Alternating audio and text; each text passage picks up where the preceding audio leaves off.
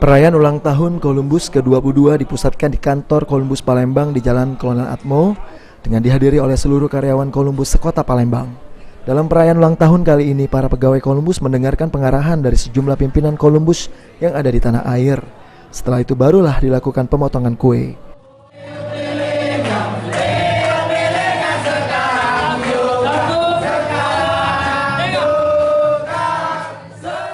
Usai pemotongan kue, dilanjutkan acara ulang tahun ke-22 Columbus, ialah pemberian penghargaan kepada para karyawan Columbus yang berprestasi, mulai dari sisi penjualan hingga penagihan, serta untuk anak Columbus yang berprestasi di bidang pendidikan.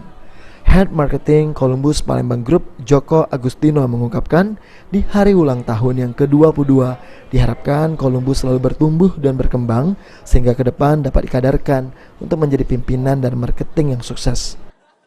Bagaimana membuat perusahaan ini selalu bertumbuh dan berkembang, ya, sehingga semua bisa dikadarkan untuk jadi pimpinan maupun marketing yang sukses.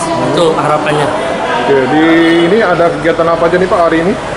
Kegiatan kita hari ini ada yang acaranya di holding kita di Suntar, kemudian ada di hotel, kemudian juga untuk di Columbus Palembang kita di Kolonel Atmo, ya, di lantai 3. Tadi kita sudah memperingati gelar prestasi, kasih penghargaan khususnya untuk anak karyawan yang berprestasi selama 6 bulan, 1 semester, maupun yang terbaik di bulan Juni. Ya, jadi kita kasih.